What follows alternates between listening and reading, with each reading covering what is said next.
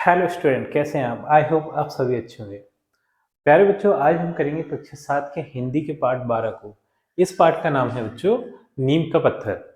तो नीम के पत्थर पाठ में बच्चों रानी लक्ष्मीबाई जी के बारे में दिया है और इसमें बताया है कि वो कितनी बड़ी देशभक्त थी, उन्हें अपने देश से कितना प्रेम था और कितनी ज़्यादा वो बहादुर थी।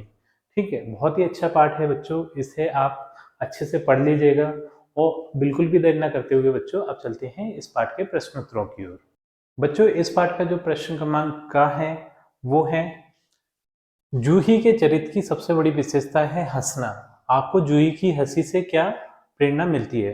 तो जैसा कि हमें पता है बच्चों, हंसना एक बहुत ज्यादा अच्छी बात है। हंसने से हमें उत्साह मिलता है और प्रेरणा मिलती है आगे बढ़ने की। तो जो जूही है वो ऐसे समय में भी हंसती रहती है जिस समय में युद्ध चल रहा है और मौत का संकट है, मृत्यु का संकट है, ऐसे समय में भी वो हंसती रहती है। तो इस बात से हमें ये प्रेरणा मिलती है कि परिस्थितियां कैसी भी हों, हमें उससे भयभीत नहीं होना चाहिए और हमें हंसते रहना चाहिए। ठीक है बच्चों, तो इस प्रश्न का उत्तर आप इस तरीके से लिखेंगे, हंसना बहुत जरूरी है, जूही के चरित्र की यह बहुत बड़ी विशेषता है। जूही की हंसी सभी को प्रेरणा देती है कि वे मृत्यु से भी भयभीत नहीं हो सकेंगे, उन्हें कठिन परिस्थिति में भी हंसना चाहिए। मतलब जो जूही है वो मृत्यु से भी भयभीत नहीं हो रही, उस समय भी जो मृत्यु का जो भाव है, भय का जो भाव है, वो उसके चेहरे पर नहीं दिखाई दे रहा, वो उल्टा हंस रही है। ठीक है, तो उससे और लोग क्या है, उत्साहित हो रहे हैं उसे देखकर। ठीक है, तो हंसना हमें बहुत ज्यादा जरूरी है बच्चों। और अब देख लेते हैं इस पाठ के अगले प्रश्न को। जो प्रश्न क्रमांक खा है वो है, वीरता कलंकित न हो, सुशोभित हो, इसके लिए कौन कौन से कार्य करना चाहिए? तो जो वीर लोग होते हैं बच्चों, तो वो अपने लक्ष्य की प्राप्ति के लिए अपनी प्राणों की भी आहुति दे देते हैं, जिससे कि उनकी वीरता कभी कलंकित नहीं होती। लेकिन जो कायर होते हैं वो अपने लक्ष्य को बिना प्राप्त करे ही भाग खड़े होते हैं, जिससे उनकी जो वीरता है वो कलंकित हो जाती है, सुशोभित नहीं होती। तो हमें कितने बड़े से बड़ा क्यों ना हमारे सामने दुश्मन हो, हमें उसका डटकर सामना करना चाहिए, चाहे उस संघर्ष में हमारी प्राणों की आहुति क्यों ना चली जाए। हमें अपने देश की रक्षा करना चाहिए, जिससे कि हमारी जो वीरता है वो सुशोभित हो, ना कि कलंकित हो। तो इस प्रश्न का उत्तर हम इस तरीके से लिखेंगे बच्चों, वीरता तभी कलंकित होती है जब हम अपने कर्तव्य के पालन में पीछे रहते हैं। मतलब जो हमारा कर्तव्य है, जो लक्ष्य है, हम उसकी प्राप्ति नहीं करते। ठीक है, हमारा कर्तव्य क्या है, अपने देश की रक्षा करना, अपनी मातृभूमि की रक्षा करना, ये हमारा कर्तव्य है। अगर हम इसका पालन नहीं करते तो जो हमारी वीरता है वो कलंकित हो जाएगी। लेकिन हम अपनी प्राणों की आहुति देकर, प्राणों की बलि देकर अगर हम अपने देश की रक्षा करते हैं तो हमारी जो वीरता है वो उससे सुशोभित हो जाती है। ठीक, आगे देखते हैं, कर्तव्य पालन से मिलने वाली सफलता वीरता को सुशोभित करती है, इसलिए मातृभूमि की आजादी की रक्षा के काम में अडिग बना रहना चाहिए। ठीक है, इस तरीके से इस प्रश्न का उत्तर भी आप लिख सकते हैं बच्चों। अब देख लेते हैं अगले प्रश्न को। अब बच्चों जो ग नंबर का प्रश्न है वो है, निम्नलिखित के चरित्र की विशेषताएं लिखिए। तो यहाँ पर हमें ये लक्ष्मीबाई, मुंदर और तात्या टोपे, ठीक है, इनकी चारित्रिक विशेषताएं बतानी है बच्चों। तो जो लक्ष्मीबाई जी हैं वो हमें पता है बच्चों बहुत ज्यादा उनमें वीरता भरी हुई थी। ठीक है, वो इतनी वीर थी कि अंग्रेज उनसे कांपते थे। ठीक, और वो एक सच्ची देशभक्त भी थी, अपने देश से बहुत ज्यादा प्रेम करती थी। इस चीज से ये प्रमाणित होता है बच्चों कि उन्होंने अपने देश के लिए अपने प्राणों तक की बलि दे दी। ठीक है, तो बहुत बड़ी देशभक्त भी थी और वो जनसेवक भी थी। वो अपने प्रजा की बहुत अच्छे से ख्याल रखती थी, अपने जो भी उनके प्रजा थी उनकी हर स्थिति परिस्थिति में उनकी मदद करती थी। तो ये इनकी चारित्रिक विशेषताएं बच्चों लक्ष्मीबाई जी की। तो इस इनकी जो चारित्रिक विशेषताएं हैं बच्चों वो इस तरीके से लिखेंगे हम, महारानी लक्ष्मीबाई अपनी मातृभूमि से बहुत प्रेम करती थी, वे उसकी आजादी की रक्षा में अपना सर्वस्व लुटा देती हैं, वे आजादी के लिए लगातार लड़ती रहती हैं, दृढ़ प्रतिज्ञ लक्ष्मीबाई हंसते हंसते आजादी की बलि वेदी पर स्वयं को न्यौछावर कर देती हैं। देशभक्ति, जनसेवा और राष्ट्र सेवा के लिए सब कुछ त्यागने के लिए तत्पर रहती हैं। अगले जो पात्र हैं बच्चों इसके, वो है मुंदर। तो जो मुंदर है वो रानी लक्ष्मीबाई जी की सहेली हैं, और वो क्या है, उनमें बहुत ज्यादा व्याकुलता थी कि वो है ना जल्दी से जल्दी अंग्रेजों को मार के खदेड़ना चाहते थे अपने राज्य से, ठीक है। और वो स्वामी भक्ति भी थी, जो रानी लक्ष्मीबाई थी उनकी स्वामी भक्ति भी थी, सहेली तो थी, और आज्ञा पालक भी थी। जो भी रानी लक्ष्मीबाई जी उनको आज्ञा देती थी उसका वो अच्छे से पालन करती थी। तो इनकी जो चारित्रिक विशेषताएं होंगी वो बच्चों होंगी इस तरीके से। मुंदर महारानी लक्ष्मीबाई की सहेली हैं, वे फिरंगियों फिरंगियों मतलब अंग्रेज, ठीक है, अंग्रेजों के आगमन की सूचना पर व्याकुल हो उठती हैं और चाहती हैं कि उन्हें एकदम वहां से खदेड़ देना चाहिए। वह आज्ञापालक और वीरता के गुणों से युक्त है। वह स्वराज की पुजारिन है, ठीक है। स्वराज की पुजारिन ये है कि वो अंग्रेजों से अपना राज्य चाहती थी फिर वापस, कि हमारा राज्य हमें वापस मिले अंग्रेजों से, जो कि अंग्रेजों ने उनका राज्य कब्जा कर लिया था उस पर, ठीक है। तो उन्हें अपना राज्य किससे भी चाहिए था। अब देख लेते हैं बच्चों, जो अगले पात्र हैं वो है तात्या जी। तो ये जो तात्या जी थे वो लक्ष्मीबाई के सहयोगी थे, मतलब उनके हर परिस्थिति में साथ में खड़े रहते थे, ठीक है। कैसी भी परिस्थिति हो उसमें साथ में खड़े रहते थे, और वीर थे बहुत ज्यादा, वीरता का इनका चारित्रिक विशेषता थी, ठीक। और ये क्या कहते हैं, प्रथम स्वतंत्रता संग्राम, यानी कि जो भारत का जो प्रथम स्वतंत्रता संग्राम हुआ था अंग्रेजों के खिलाफ 1857 में, उसका इन्होंने उसके ये सेनानी भी थे, ठीक है। वे मातृभूमि की सुरक्षा और स्वराज की नींव का आधार है। वे निर्भीक होकर शत्रु से लोहा लेते रहे, ठीक है, बिना डरे हुए। निर्भीक का अर्थ क्या है यहाँ, बिना डरे हुए वो अंग्रेजों का सामना करते रहे, ठीक। तो ये इनकी चारित्रिक विशेषताएं हो गई बच्चों। अब चलते हैं अगले प्रश्न की। अब बच्चों जो प्रश्न क्रमांक 2 है वो है, निम्नलिखित कथनों का आशय स्पष्ट कीजिए। यहाँ पर कुछ कथन दिए हैं, उनका हमें आशय बताना है, यानी कि उस कथन का अर्थ क्या है, ठीक है। तो देख लेते हैं पहला कथन क्या है। यहाँ पर का नंबर का जो कथन है वो है, हम सब मिलकर या तो स्वराज प्राप्त करके रहेंगे या स्वराज की नींव का पत्थर बनेंगे।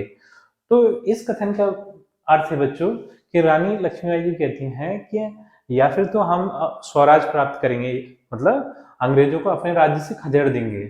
अगर ऐसा नहीं हुआ, अगर उनकी इस उसमें मृत्यु हो जाती है इस प्रयास में, ठीक है, वो शहीद हो जाती हैं कहीं, तो भी वो क्या है, एक नींव का पत्थर बन जाएंगे, मतलब आजादी की लड़ाई का एक आधार बन जाएंगे, कि उन्हें देखकर और भी लोग प्रेरणा लेंगे और वो आजादी की लड़ाई लड़ेंगे, और फिर बाद में चलकर वो स्वराज को प्राप्त कर लेंगे, ठीक है। इस कथन का ये आशय है।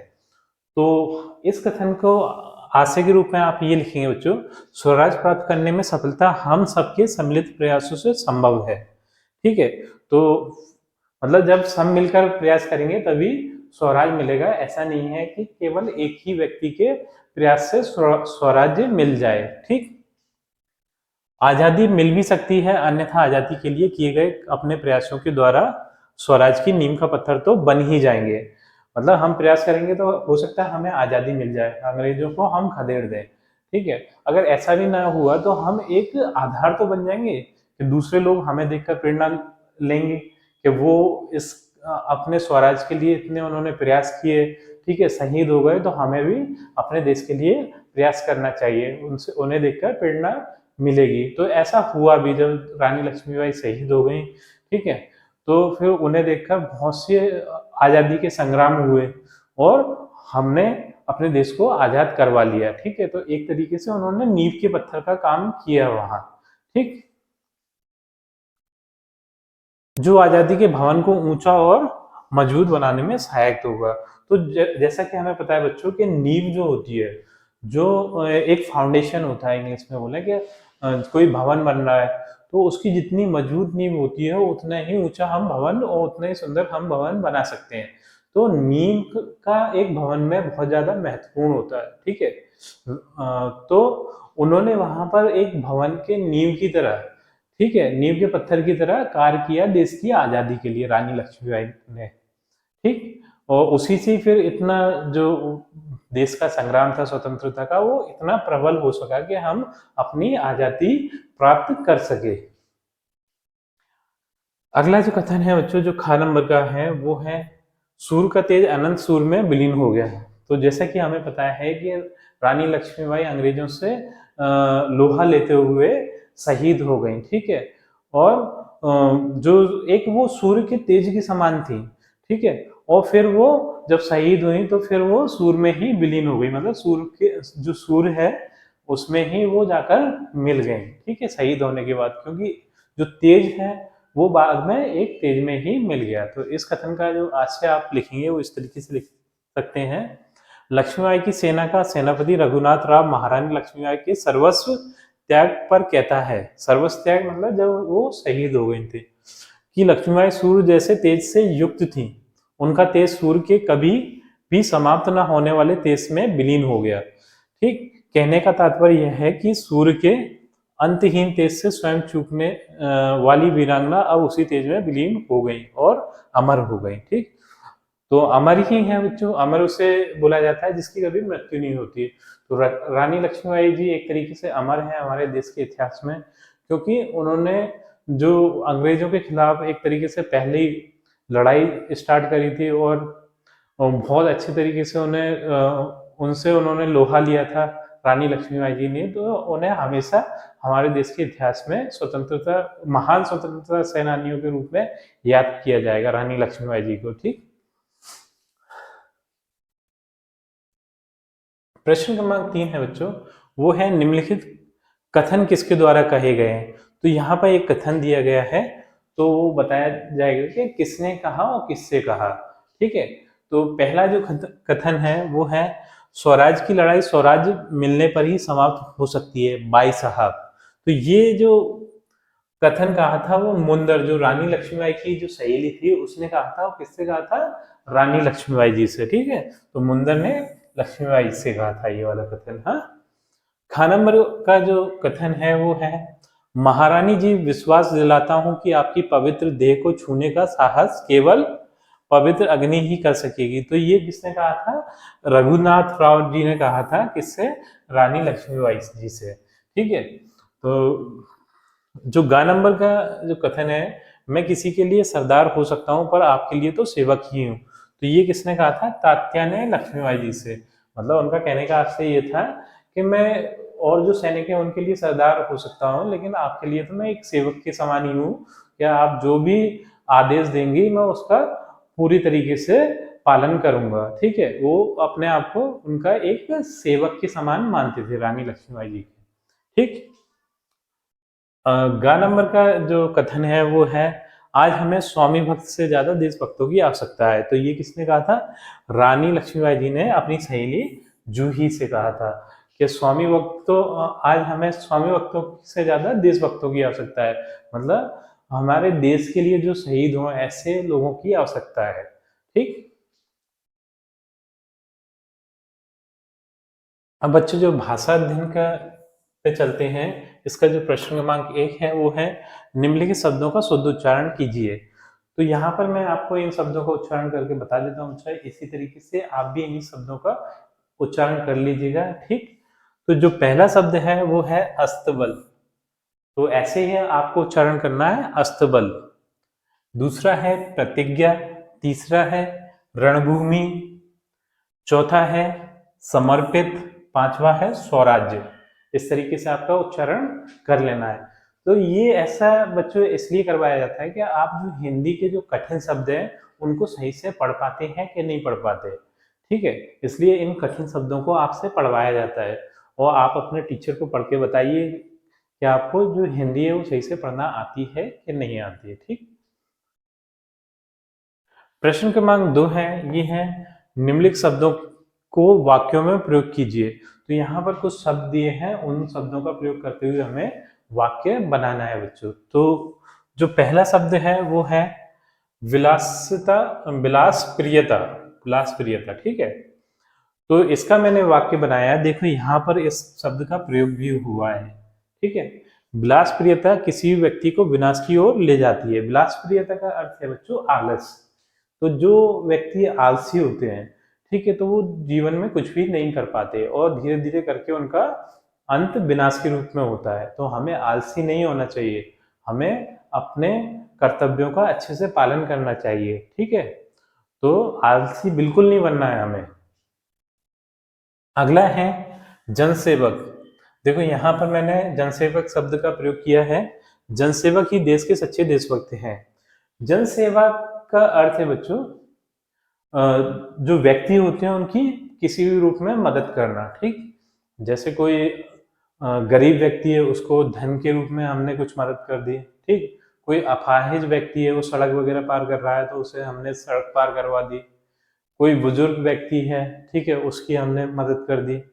कोई अनपढ़ व्यक्ति है, ठीक है, तो उसकी हमने मदद कर दी। तो किसी भी रूप से हमें जनों की मदद करना, तो वो क्या कहलाता है? जनसेवक। तो जो जनसेवक व्यक्ति होते हैं वो ही देश के सच्चे देशभक्त हैं।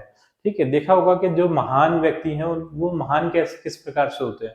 उनकी महानता का राज ये है कि वो जनसेवक होते हैं, वो लोगों की मदद करते हैं। ठीक है, तो वो देश के सच्चे देशभक्त कहलाते हैं। जैसे गांधी जी का हम उदाहरण ले लें, तो गांधी जी दूसरे व्यक्तियों की मदद करते थे कि नहीं करते थे? ठीक है, सुभाष चंद्र बोस जी की उदाहरण ले लें, तो वो उनका महानता का जो राज था वो यही है कि वो जनसेवक थे। ठीक है, अगला है स्वामी भक्त। स्वामी भक्त का अर्थ है कि कोई व्यक्ति किसी दूसरे व्यक्ति के लिए का भक्त होना। ठीक है, जैसे कि एक राजा राजा है, ठीक है, तो उसकी जो प्रजा है तो वो अपने राजा के प्रति कितने उसकी भक्ति है, तो वो क्या कहलाएगी? प्रजा स्वामी भक्त। ठीक है, जैसे अगर हम माने कि जो हमारी रानी लक्ष्मीबाई जी थी, तो उनके उन जो तात्या जी थे वो उनके क्या थे? स्वामी भक्त थे। ठीक है, तो उनके हर एक आदेश का पालन करते थे। ठीक, तो तात्या से बड़ा कोई स्वामी भक्त नहीं। ठीक है, तात्या से बड़ा कोई स्वामी भक्त नहीं। तो ये मैंने वाक्य बना दिया। यहाँ पर देख सकते हैं बच्चों, स्वामी भक्त शब्द का प्रयोग हुआ है। मरहम पट्टी। मरहम पट्टी बोलते हैं जब हमारे कहीं घाव हो जाता है, चोट लग जाती है, तो जो डॉक्टर मरहम लगा के पट्टी करते हैं उसे क्या बोलते हैं? मरहम पट्टी। तो इसका हम वाक्य बनाएंगे, डॉक्टर घायल मरीजों की मरहम पट्टी करते हैं। ठीक है, यहाँ पर हमने इस शब्द का मरहम पट्टी का प्रयोग कर लिया है। अब है ये प्रश्न क्रमांक 3, सही शब्द पर सही का निशान लगाइए। तो यहाँ पर बच्चों कुछ शब्द दिए हैं, एक ही शब्द है, वो अलग अलग तरीके से लिखा गया है। एक जगह पर वो सही लिखा गया है और बाकियों में कुछ ना कुछ अशुद्धि है। तो जो सही लिखा गया है उस पर हमें सही का निशान इस तरीके से लगाना है। ठीक है, तो देख लेते हैं। जैसे ये दुर्भाग्य लिखा है, ठीक है, तो दुर्भाग्य जो पहला वाला है वो ही सही है। ठीक है, तो पहले वाले पे मैंने सही का निशान लगा दिया है। दूसरा है लक्ष्मीबाई। ठीक, तो लक्ष्मीबाई ये चौथे नंबर का ये लक्ष्मीबाई सही लिखा हुआ है। ठीक, ये गा नंबर में सुरक्षित लिखा हुआ है बच्चों, सुरक्षित ये दूसरे नंबर पर सही लिखा हुआ है, सुरक्षित। ठीक, गा में क्या लिखा हुआ है? समर्पित, समर्पित। ठीक है, तो ये तीसरे नंबर पे समर्पित सही लिखा हुआ है, समर्पित ये।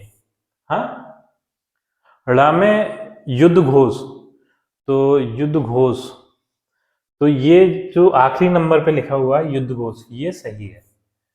तो जब आपको अच्छे से वर्तनी का ज्ञान होगा बच्चों, तभी आप ऐसे इन प्रश्नों के उत्तर कर पाएंगे। तो ये आपको कैसे आएगा कि आप लिखने की प्रैक्टिस करा करिए।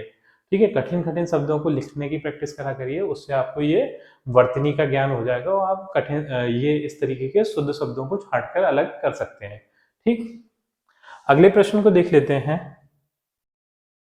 प्रश्न क्रमांक 5 है, ये है निम्नलिखित प्रत्येक शब्द के दो दो वाक्य छांट कर लिखिए। तो यहाँ पर ये शब्द दिए हैं कौन, कहाँ, कब, किसने, किसे। तो इनका प्रयोग जहाँ हमारे पाठ में हुआ है तो वहां से वो वाक्य निकालकर हमें दो दो वाक्य यहाँ पर लिखना है। जैसे कि पहला जो शब्द है वो है कौन। ठीक है, तो कौन के लिए ये दो वाक्य हैं बच्चों। ठीक है, पहला वाक्य है कौन कहता है आप अकेली हैं महारानी। ठीक, और दूसरा है कौन सी बात की बाई साहब। तो ये दो वाक्य हो गए। अगला है कब, तो कब हमने सोचा था ऐसा भी होगा, और दूसरा है कब क्या हो जाए कह नहीं सकते। ठीक, किसने, किसने ग्वालियर से झांसी की ओर कूच किया। और दूसरा है किसने सम्मान पाया, देशभक्त ने या स्वामी भक्त ने। अगला है किसे, तो ये पहला वाक्य हो जाएगा मेरी सहायता की किसे है दरकार। दूसरा उसने किससे सहायता के लिए वचन दिया। ठीक है, इस तरीके से आप इस प्रश्न को भी हल कर सकते हैं। प्रश्न क्रमांक 7 है निम्नलिखित शब्दों के विपरीतार्थी शब्द लिखिए। विपरीतार्थी शब्द का अर्थ है बच्चों विलोम शब्द, विलोम शब्द या फिर उल्टे शब्द, ऐसे शब्द जिनका अर्थ उल्टा निकलता है। जैसे दिन, दिन का उल्टा क्या हो जाता है रात। ठीक है, आना, आने का क्या हो जाता है जाना। इस तरीके से आपको शब्द विपरीतार्थी शब्द लिखना है। तो यहाँ पर ये शब्द आपको किताब में दिए हुए थे बच्चों, इनके उत्तर मैंने लिख लिए हैं। तो ये शब्द हैं, यहाँ पर इसके विपरीतार्थी शब्द लिख दिए हैं। जैसे पहला शब्द है सफलता, तो इसका हो जाएगा असफलता। ठीक है, तो जब हम किसी काम में कामयाब हो जाते हैं, कोई काम हम कर लेते हैं, तो हम क्या कहलाते हैं सफल। और कोई काम हमारा बिगड़ जाता है तो हम क्या कहलाते हैं असफल।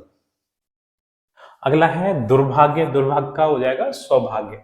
ठीक है, तो जब हमारा भाग्य अच्छा नहीं होता, ठीक है, कोई भी काम करने जाते हैं वो बिगड़ जाता है हमारा, जब हमारा भाग्य अच्छा नहीं होता तो उसे क्या बोलते हैं दुर्भाग्य।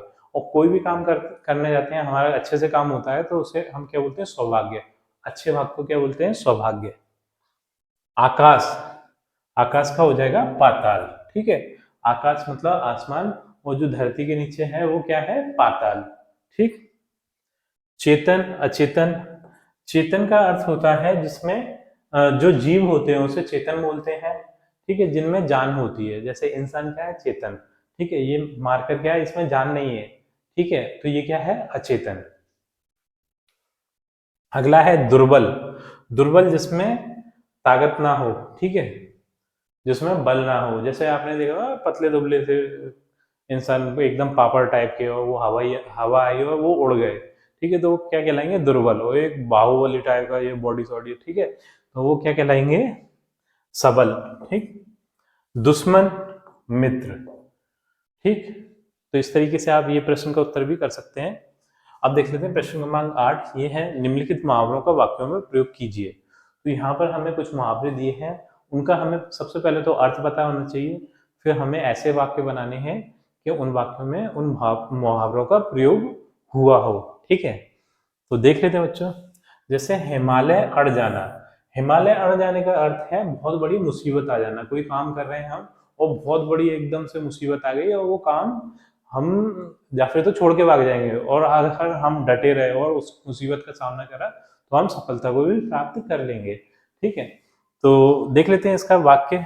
ये वाक्य बनाया है, कभी कभी बड़ी सफलता प्राप्त करने में हिमालय अड़ जाता है। मतलब जब हम बड़े काम की ओर बढ़ते हैं, बड़ी सफलता की ओर बढ़ते हैं, तो बड़ी बड़ी परेशानियां भी हमें झेलना पड़ती हैं, हमारे रास्ते में बड़ी बड़ी कठिनाइयां भी आती हैं।